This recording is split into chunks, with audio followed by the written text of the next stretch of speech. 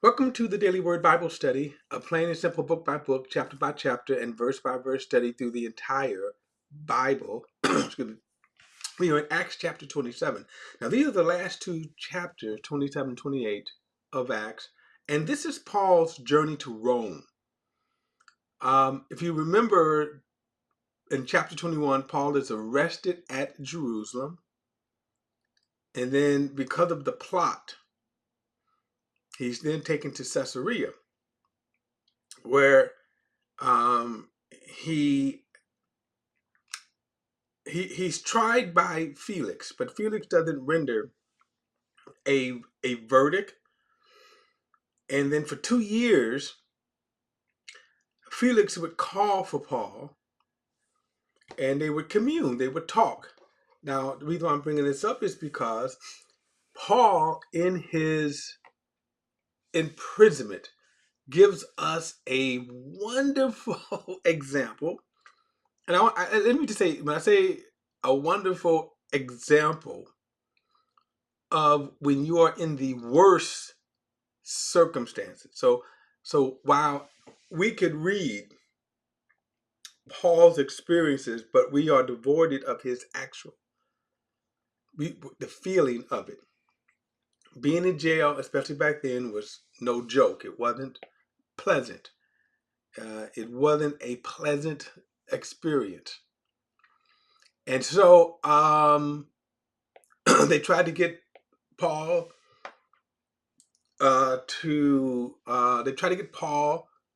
um, his detractors, his enemies tried to get Felix to bring Paul back to Jerusalem. They had laid a trap, and then after 2 years, Felix was succeeded by Festus, and then Festus, willing to do the Jews a favor, asked Paul if he wanted to be tried at Jerusalem. And there was no reason for Paul to be tried at Jerusalem. That was the interesting thing. There was no reason for that to happen. And again, it could have been a lot of money being, uh, um, a lot of money that was exchanged, and just a whole bunch of stuff that's going on that wasn't right. But anyway, Paul appealed to the hearing at Rome in front of the emperor, which was every Roman citizen's right. Now, in some respects, they were violating Paul's citizens, his rights, his Roman rights, by keeping him in prison so long. But then, when King Agrippa came and Festus was telling Festus was telling Agrippa about Paul's case, which he also admitted, there's nothing wrong with this man. There's nothing wrong, guilty about him. Of course, Festus didn't tell Agrippa that he was trying to railroad Paul to go back to Jerusalem, forcing Paul to appeal to Caesar. Now, all of this, all of this works to God's glory, because up until this point, he has been speaking to these Roman officials, and I said since chapter 21, we see that Paul is put into a place in situations that under normal circumstances he never would have been in, to be able to preach the gospel. And that's why I say that, while Paul's circumstances were hideous, God used his circumstances. So let's get to it. So after Agrippa heard Paul, and Paul gave an astounding offense, and even by that, when they conferred, Agrippa said this man would have been set free had he not appealed to Caesar. Of course, he had to appeal to Caesar because he was being railroaded. But so now they're going to go on this journey. Now, you're going to also see in this journey how how God will use this journey for His glory. So, all right, chapter 27. I'm going to apologize beforehand because some of these names I know I'm not going to pronounce correctly. But it says, when it was decided that we should sail to Italy, they handed over Paul and some other prisoners to the centurion named Julius of the imperial regiment.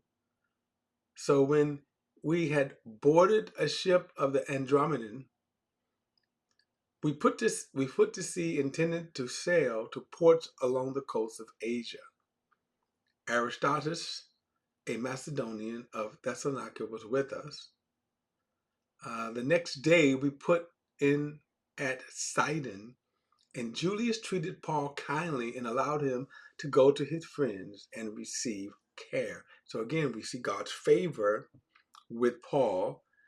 And even though he was permitted to go, he was probably chained to a soldier, or at the very least, a soldier was with him all the time. But the fact that he wasn't in a dungeon. Now, also, we should note Luke is here. Luke is here because Luke is the one kind of narrating this and documenting this, as well as also Aristarchus, okay, was one of Paul's disciples and also ministers. Verse 4, when we had put out to sea from there, we sailed along the northern coast to Cyprus because the winds were against us. After sailing through the open seas of Sicilia and Pamphylia, we reached Myra and Lycia. And there a centurion found an Alexandrian ship sailing for Italy and put us on aboard. Sailing slowly for many days, we came with difficulty to the Citus. We came as far as Citus. Since the winds did not allow us to approach it, we sailed along the south side of Crete off of Salmon. And then with yet more difficulty, we sailed along the coast and came to a place called the Fair Havens near the city of Lasea. And by now much time had passed, and the voyage was already dangerous, since the fast was already over. Paul gave his advice and told the men, I can see that this voyage is headed towards damage and heavy loss, not only of the cargo and all in this ship, but also of our lives. But the centurions paid attention to the captains and owners of the ships rather than what Paul said. Now, this is not necessarily that Paul was speaking, by the wisdom of God or, the inspiration of God. Just probably Paul, who had traveled. Remember the last, he had traveled the seas, he had traveled the land. So you pick up some experience, okay? But in one respect, they had no reason to believe Paul. But that still would turn out to be not a good situation or good advice. So verse 12, it said, since the harbor was unsuitable to winter in, the majority decided to set sail from there, hoping somehow to reach Phoenix, a harbor of Crete, open to the southwest and northwest, and to winter there. So again, a lot of storms. They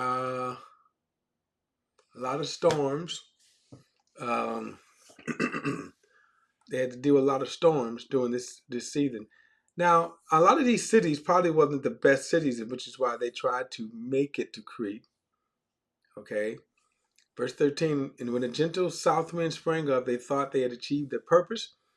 They weighed anchors and sailed along the shore of Crete. But not long after, the furious wind, called the northeasterly, rushed down from the island, and since the ship was caught and was unable to head into the wind. We gave way to it and were driven along. After running under the shelter of a little island called Sardid, we were barely able to get control of the skiff. And after hoisting it up, they used ropes and tackle to gird the ship. Then, fearing they would run around on the citrus. Now, some of these words you kind of have to understand. Sailing of the ships, which I don't. Okay, he said they lowered the drift anchor, and in that way they were driven along. Because we were being severely battered by the storm, they began to jettison the cargo the next day. And on the third day, they threw the ship's gear overboard with their own hands. So they was trying to lighten the load. And then it says, for many days, neither sun or stars appeared. And a severe storm kept raging. So they was caught in this huge storms, miles and miles worth, maybe hundreds of miles. And, it says, finally, all hope that we would be saved was disappearing. It says, many were going without food. Paul stood up among them and said, you men should have followed my advice and not sail from Crete and sustain this damage and loss. Okay. So Paul kind of like, okay, you should have followed me, but keep this in mind, Paul, you're in the same boat. It says, now I urge you to take courage, because there will be no loss of any of your lives, but only of the ship. For this night an angel of God I belong to and serve stood by me and said, don't be afraid, Paul. You must stand before Caesar, and look, God has graciously given you all those who are sailing with you. Notice this phrase that God has given you. And the reason why I say that is because sometimes when you read other verses, like for example, when Jesus talked about those whom the Father had given him, okay, I believe it's in John 6, that all that the Father has given me will come to me. Notice the same phrase is used, that he says, it is a euphemism. And we're going to see that Paul is going to lead these people to the Lord. Okay. And then notice the encouragement, right, that Paul is able to give them because of the angel that had given the certainty you're going to stand before Caesar. He says, and look, God is graciously giving you all those who are giving you all those who are sailing with you. Therefore, take courage, men, because I believe God that it will be just the way it was told me. However, we must run aground on a certain island. So here Paul was able to give this encouragement, this encouragement. So he says, and when the 14th night came, we were drifting in the Adriatic Sea, and in the middle of the night, the sailors thought they were approaching the land. They took soundings to found it to be 120 feet deep, and when they had sailed a little farther, they sounded again, and they found it to be 90 feet deep. Then, fearing we might run aground in some rocky place, they dropped 4 anchors from the stern and prayed for daylight to come. Now, some sailors tried to escape from the ship. They had let down the skiff. Now, the skiff, I think, is a little boat, we would call it. Well, no, it's not a little boat.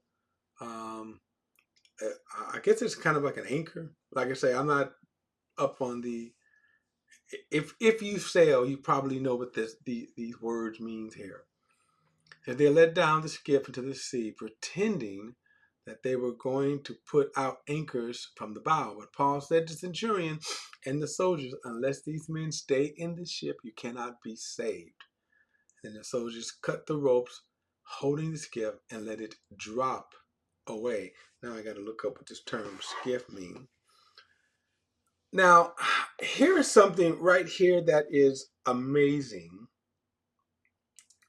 Excuse me. Here's something that is amazing. And that is they believed Paul. And if you stop and you think, why would they believe Paul? Okay, it is like a little boat. Okay, that's could be like a lifeboat, we would call them today. All right, the skiff. Anyway, but think about this: that they believe Paul's words. Now, Paul said, if you go out, you won't be saved. Well, why would they believe Paul?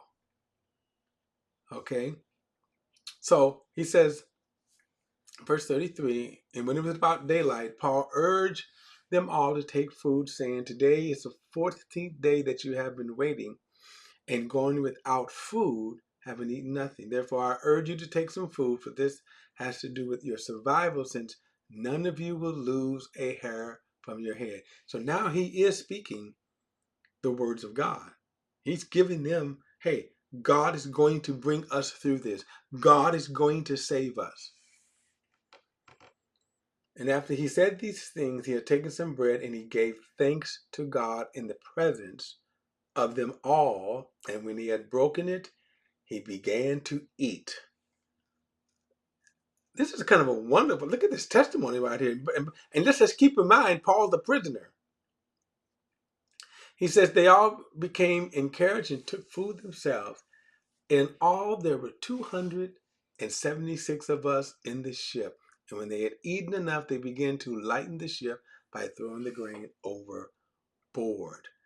Um, um, so remember when the angel said that God has given you all in this boat?